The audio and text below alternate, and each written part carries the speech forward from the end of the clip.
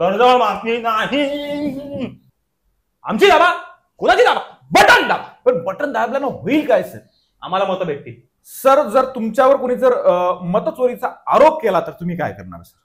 त्याला बघण्यासाठी election commission आहे.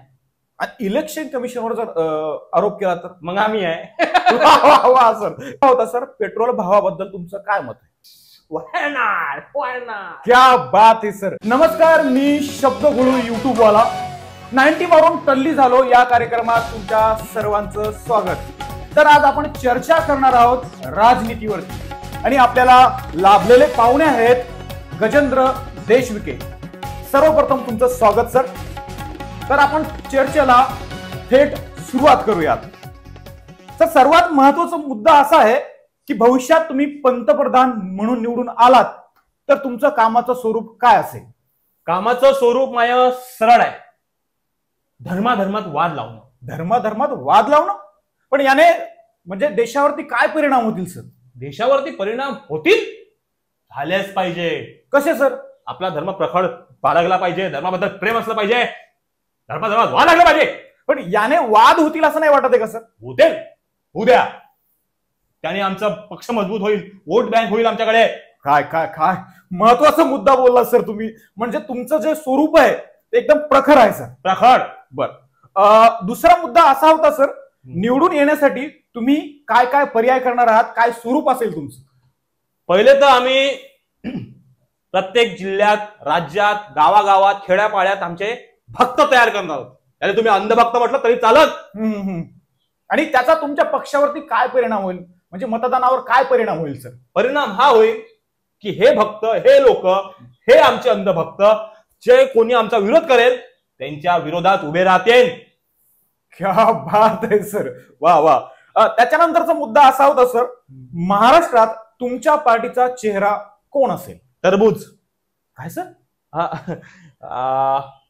सॉरी, माझं माफ करा. टरबूज म्हणजे फळाचं नाव आहे ते. खरं तर आमचा चेहरा असणार आहे देव. क्या बात आहे. देव म्हणजे की सगळंच आलं सर. हो. आणि सगळं आलं की तुमचा जो पक्ष आहे हा समोरी जाणार, म्हणजे जाणार. Okay sir. त्यानंतरचा मुद्दा असा होता की भविष्यात सरकारी खाते कशी कामं करतील? सरकारी खातेच राहणार नाही आमचा पक्ष आल्यानंतर. म्हणजे सर प्रायव्हेट सगळे सरकारी खाते विकून टाकणार, प्रायव्हेट करणार. पण सर सरकारी खाते जर विकून टाकले तर सरकारी खात्यात पैसा कसा जमा होईल सर? होईल, जमा होईल. नाही म्हणजे त्याचं स्वरूप कसं असेल, काम कसं होईल सर? कसं असणार म्हणजे माझे दोन जवळचे मित्र आहे, परम मित्र आहे, आमच्या पक्षासाठी मदत करतात, बियाणी आणि नडानी. त्यांना मी विकून टाकणार. सर त्यानंतरचा मुद्दा असा आहे की जे सरकारी खात्यामध्ये जो पैसा येणार आहे त्याचं नियोजन तुम्ही कसं करणार? सरकारी खात्यामध्ये जो पैसा येणार त्याचं नियोजन कसं करणार? मी हा पैसा विदेशी दौऱ्यासाठी वापरणार. विदेशी दौऱ्यासाठी? विदेशी दौरे, प्रत्येक दिवशी विदेशी दौरा. त्याच्यानंतरचा मुद्दा असा येतो तर शिक्षणाचं काय नियोजन करणार आहात सर तुम्ही? शिक्षणाचं नियोजन म्हणजे जेवढ्या सरकारी शाळा आहे प्रायव्हेट करून टाका. प्रायव्हेट की महाराष्ट्रात तुमचं काय योगदान असणार आहे? महाराष्ट्रात माझं योगदान हे आहे की महाराष्ट्राची लोकसंख्या खूप वाढली आहे.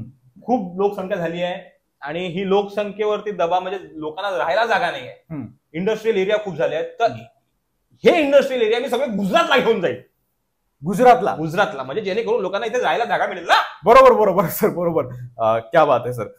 त्याच्यानंतरचा मुद्दा असा होता की रोड बांधकामावरती तुम्ही कसं काम करणार असं? रोड नाही बांधणार मी. का सर? अरे काय झालंय की हे जे रोड झाले आहेत याच्यामुळे लोक स्पीडने जातात, गाडीचं स्पीड 100च्या वर जाते, त्यांना काय होते, ऍक्सिडेंट होते. बरोबर सर. या काळात खूपच ऍक्सिडेंट व्हायला लागले.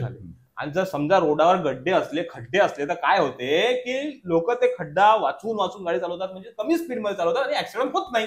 बरोबर बोललात सर तुम्ही. फार महत्वाचा मुद्दा आहे हा. चालेल सर. त्याच्यानंतरचा मुद्दा असा होता महिलांसाठी काही खास नियोजन असेल? खूप खास नियोजन असेल. जसं की सर? प्रत्येक महिलाच्या खात्यात म्हणजे जे महाराष्ट्रात आहे, महाराष्ट्रात आम्ही लाडकी ताई योजना ही लाभवणार. पण या लाडकी ताई योजनेचा तुम्हाला कसा लाभ होईल सर? Vote bank. काय बोलला सर? Vote bank. बिहारमध्ये आम्ही 10,000 रुपये टाकणार प्रत्येकाच्या खात्यात, असं सर. लाडकी ताई म्हणजे हा योजना. अच्छा, बरं. त्यानंतर असं होतं की पशुसंवर्धन याच्यावरती तुम्ही कसं काम करणार आहात सर? गोहत्येवर बंदी घालणार. गोहत्येवरती बंदी घालणार. पण याने जनतेला कसा लाभ होईल, तुम्हाला कसा लाभ होईल सर? आम्हाला हा लाभ होईल की सगळे जे बीफ ट्रान्सपोर्टचे फॅक्टरी असेल ते आमच्या असतील. तुमच्या असतील सर. पण तुम्ही जर बंदच करून टाकली, गोहत्या बंदच केली, तर बीफ कसं तुम्ही? आम्ही करणार. गव्हर्नमेंट कोणाची, सत्ता कोणाची असणार? तुमची सर. मग आम्हाला कोणी काय अडवणार आहे काय? बरोबर बोला सर, बरोबर. आणि तुम्हाला जर कोणी विरोध केला तर त्याच्या मागे ईडी लावणार. काय सर? ED, CD. हा, म्हणजे तो प्रॉब्लेम येणारच नाही. येणारच नाही. बरोबर सर. त्यानंतरचा मुद्दा होता की तुमच्या विरोधात कोणी आंदोलन करत असेल तर तुम्ही त्याच्यावरती काय उपाय करणार? देशद्रोही जाहीर करणार त्याला.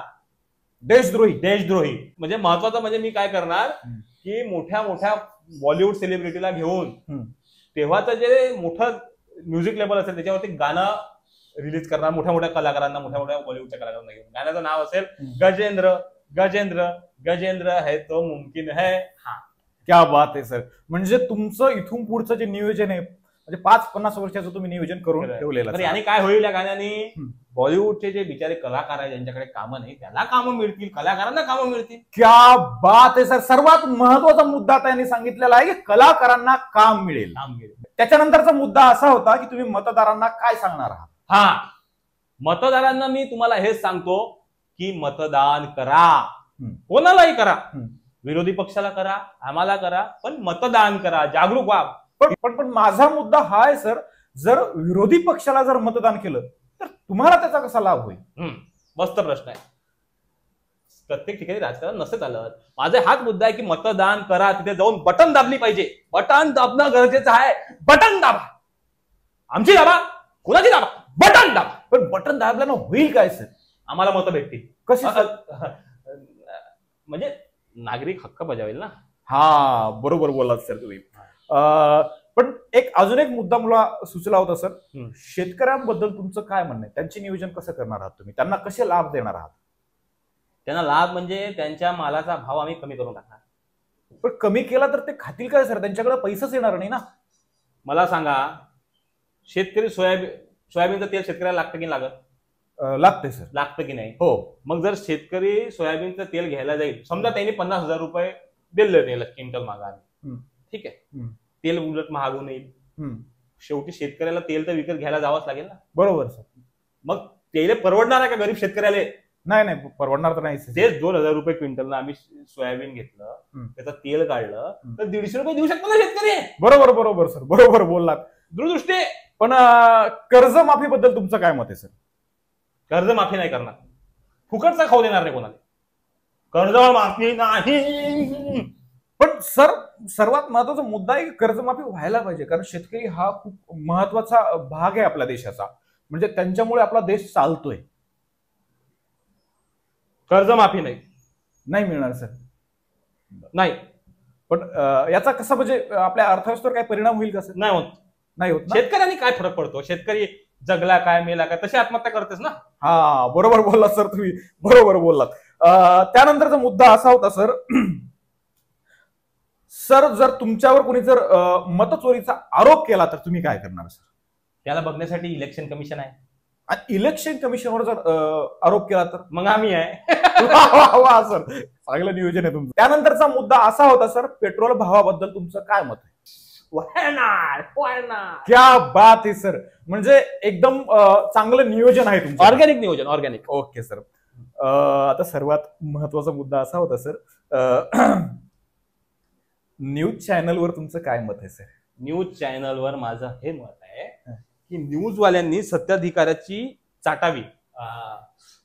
सॉरी, माफ करा. नाही, काही प्रॉब्लेम सर, आम्ही चाटायला तयार असतो, काही अडचण नाही आम्हाला. फक्त आमच्यावर कृपा असावी आणि थोडं याचं बघावं तुम्ही जरा. काय नाही सर. न्यूज चॅनलनी भडवेगिरी करावी. सर बिंदास सर, आम्ही कधीही तयार आहोत. तुम्ही फक्त सांगा आम्हाला की कशी भडवेगिरी करावी. चाटुकारिता करावी. बिलकुल सर. आणि सगळ्यांची ठासावी. देशाची वाट आली चालते आपली. बरं सर, ते प्रेस कॉन्फरन्स बद्दल तुमचं काय मत? अजिबात बोला, मी निघून नाही. नाही प्रेस कॉन्फरन्स बद्दल नाही बोला. नाही सर, कॅन्सल ना. कॅन्सल सर, हा. Press conference cancel. डोक्यात नाही जायचा न्यूज चॅनल वाले तुम्ही. सर हा. त्यानंतरचा प्रश्न असा होता सर, जीएसटी बद्दल तुमचं काय मत आहे? जीएसटी बद्दल माझं छान मत आहे. कसं सर? पहिल्या 7 वर्षात मी जीएसटी 28% करणार, वाढून देणार.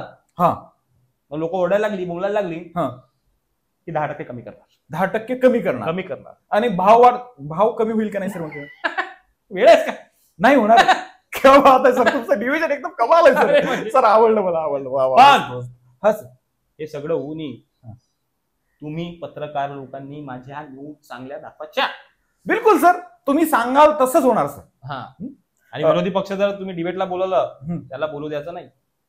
माईक बंद करून टाकतो सर, तुम्ही टेन्शन नका घेऊ. करेक्ट. मध्येच बोलतो मी हा. अजिबात टेन्शन, आरडाओरडाच करतो सर. बरोबर. मी टेन्शन नका घेऊ. पत्रकार. Thank you sir. त्यानंतरचा मुद्दा असा होता सर, विरोधी पक्षाने जर तुम्हाला विरोध केला हा. तर तुम्ही काय करणार? ईडी. म्हणजे सर ईडी ईडी मागे लावणार? हो, ईडी. आणि त्याने काय होईल सर? त्यांची समजलं सर, समजलं. आणि जर समजा एखादा नेता क्लीन शीट असेल तर त्याच्यासाठी तुम्ही काय पर्याय करणार आहात? त्याच्यासाठी एकच पर्याय आहे. काय सर? एक पक्ष फोडायचा, हम्म. भावाला वेगळं करायचं. हम्म. दुसरा पक्ष फोडायचा, काका आणि दादाला वेगळं करायचं. काय बात आहे सर, मस्त, क्या बात आहे सर.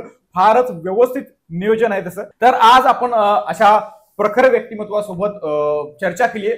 ही चर्चा तुम्हाला कशी वाटली आम्हाला कमेंटमध्ये नक्की कळवा. आणि आपल्या या प्रखर व्यक्तिमत्वाला तुम्ही मतदान करा आणि पंतप्रधान म्हणून निवडून आणा.